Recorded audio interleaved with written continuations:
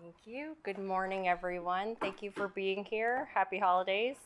I will say at the outset, and maybe Celeste covered this before I came in, but staff on the colo order will be available, the whole team for you. It is a very complicated order, and we want to make sure that everyone gets it right. So they will be available, and they're happy to answer as many questions as you have after I'm done.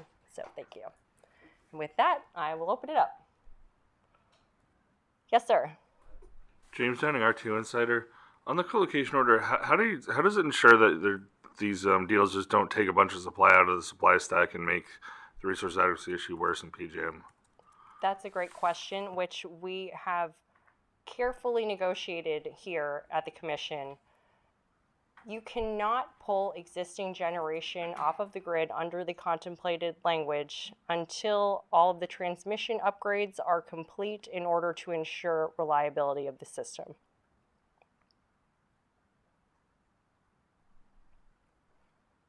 But is that going to guarantee that it doesn't make the resource adequacy issue worse? You also need something to replace that with the load growth and stuff. Yes, and as I think I and all of my fellow commissioners mentioned in our remarks today, we are all very concerned about resource adequacy, and that is why we are having the informational report requirement on a very short 30-day timeline to show that we are very concerned about resource adequacy.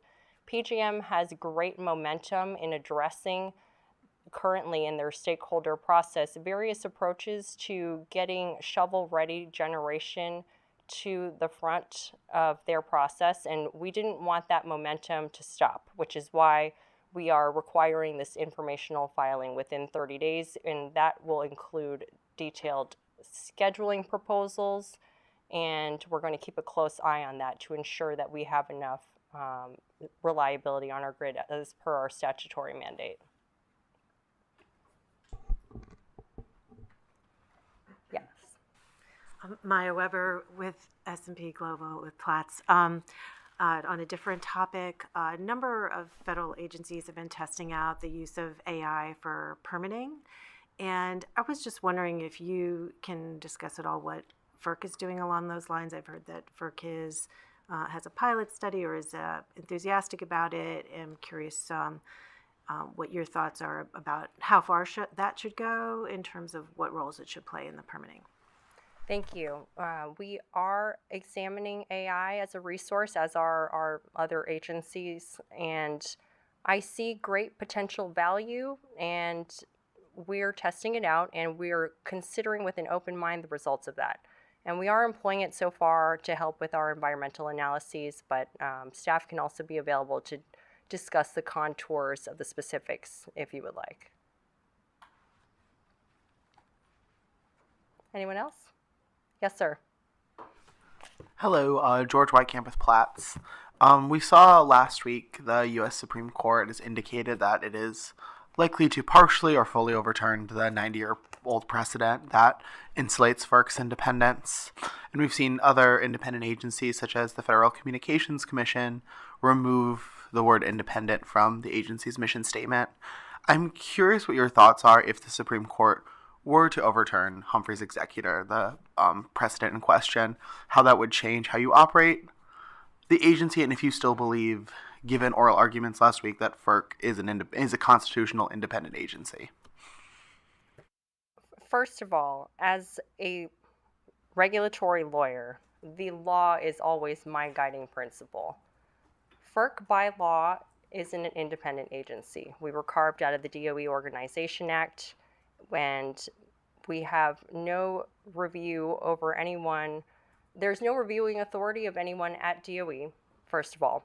And there are other statutory principles in place that the Commission has functioned over that require independence. That is the Administrative Procedure Act, which applies to our rulemakings. We cannot make any rules from FERC without considering the record before us, issuing opportunities for the public to comment, and anything that we ultimately rule on will have to be based on the record evidence before us.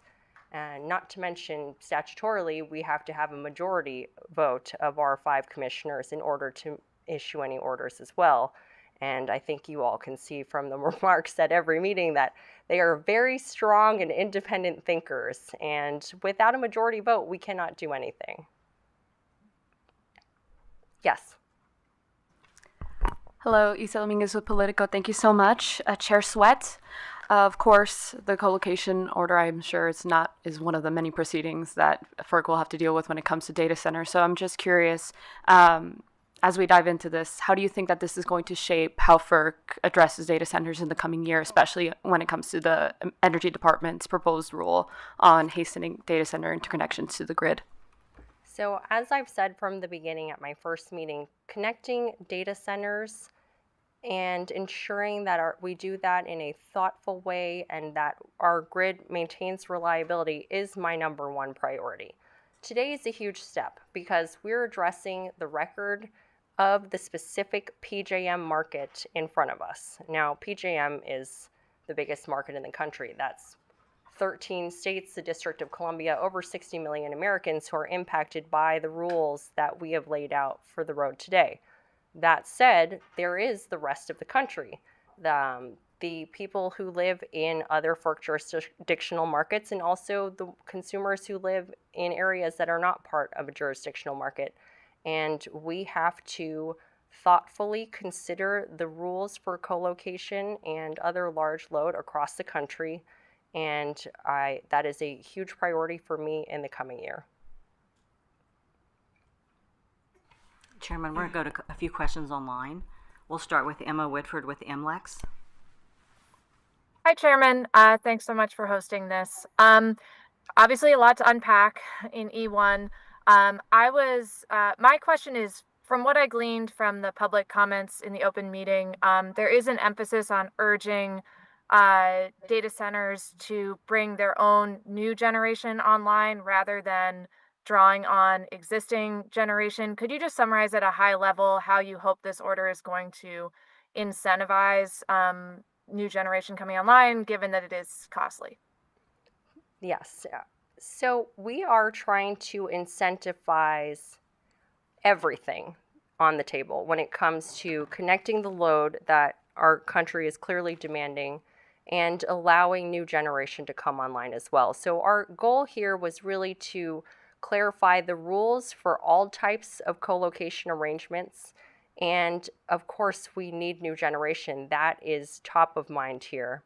And while the states have exclusive jurisdiction over the siting and resource mix of generation, from FERC's perspective, we are going to do whatever we can to help incentivize, and that specifically goes back to, in my mind, the informational report that we've required of PJM within 30 days to tell us what their best ideas are that are already cooking on how we can get that generation as quickly as possible so that we maintain reliability.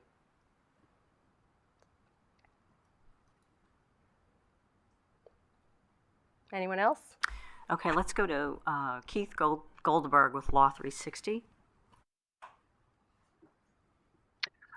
Hi, Commissioner, Chairman. Thanks for doing this. On the data center colocation order, the advanced NOPR from the DOE also sort of mentioned colocation as part of asking FERC to develop interconnection procedures. Was there any thought of taking sort of the PJM colocation issue and folding it into sort of the broader sort of rulemaking that the DOE was asking FERC to undertake? And I guess kind of why ultimately did you and your fellow commissioners decide it would be better to address sort of the PGM colocation issue sort of on its own, independent from whatever the commission decides to do with the DOE's proposal? That's a great question. And the answer is procedurally pretty simple, which is the PJM complaint and the docket were brought to us over a year ago.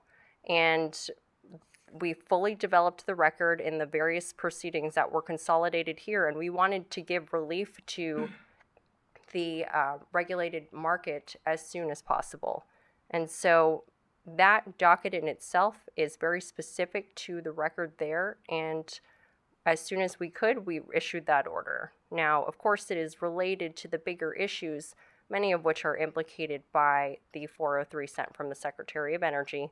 And we are processing that voluminous record right now, and we are poised to act as quickly as we can once we are ready.